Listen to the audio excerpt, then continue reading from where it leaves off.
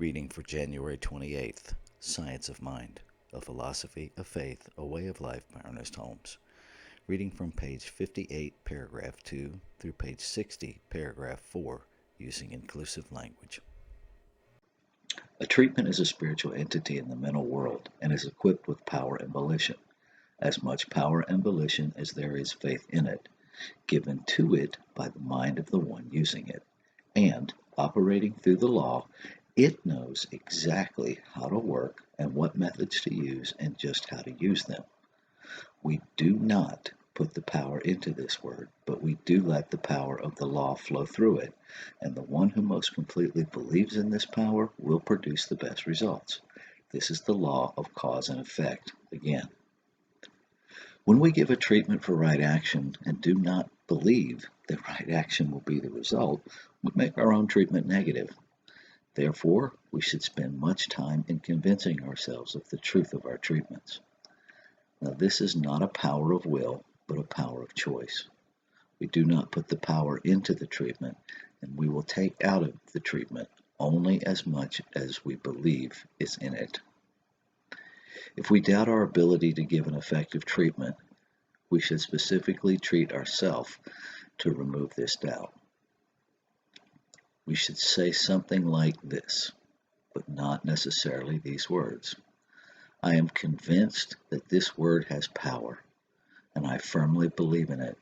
I trust it to produce the right results in my life or in the life of the one for whom I am using my word. We should work not with anxiety, but with expectancy, not by coercion, but with conviction, not through compulsion, but in a state of conscious recognition and receptivity. We do not have to drive or push, but we must accept and believe. We should then leave everything to the law, expecting a full and complete proof of our faith. We should not be disappointed nor chagrined, for the law is our faithful servant. We should treat any given proposition until we prove principle, no matter how long it takes. We should treat until we get results, until there comes into our objective experience the actual outpouring of our subjective words.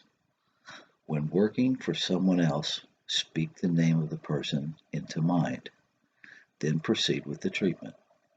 Should someone come to you with the question, am I too old to find my rightful place?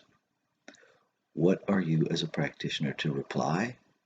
You explain that there is no recognition of age in truth, that everyone has their place in truth, and that God does not withdraw itself from us at a certain age, for God is omnipresent. In this presence, every being is fully provided for at every age. A practitioner consciously removes the apparent obstruction and leaves the field open to a new influx of spirit. We resolve things into thoughts, dissolve the negative appearances in the condition by recognizing only perfection. The practitioner must know and must state that there are no obstacles in the pathway of truth. We must know that our word, being the activity of the truth, removes all obstructions from the path of our patient or the one for whom we are working. If the obstruction is the result of a hangover of belief from past years, the practitioner must know that no past mistake can hinder or obstruct the flow of divine intelligence through God's idea, which is perfect person, manifesting the attributes of God in freedom, happiness, activity, and power, and that this truth is made manifest in our life. The patient should try to be receptive, not to the will of the practitioner, but to the purpose of the universe. That is, the patient should expect results and should be willing to give up anything and everything that would hinder the demonstration. Perfect belief is the beginning and the end of all good mental work. The mental attitude of the practitioner is one of denial toward every false condition that opposes the principle of life as the one absolute perfection. God's world is perfect, and this is the principle we have to demonstrate. Spiritual things must be spiritually discerned, and when we are ready and willing spiritually to discern, we shall find a ready response from the invisible into the visible. Let us do our work consciously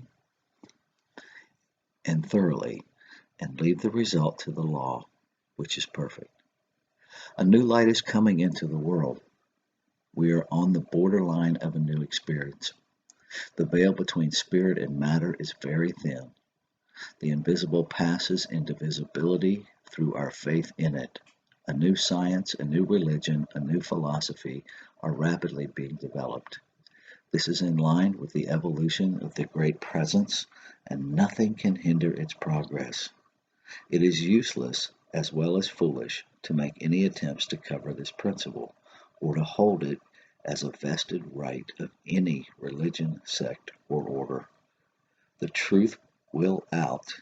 The Spirit will make itself known.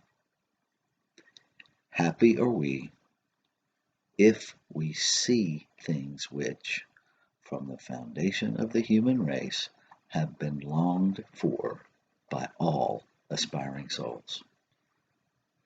True thought deals directly with first cause, and this science is the study of first cause, spirit, or the truth, that invisible essence, that ultimate stuff and intelligence from which everything comes, the power back of creation, the thing itself.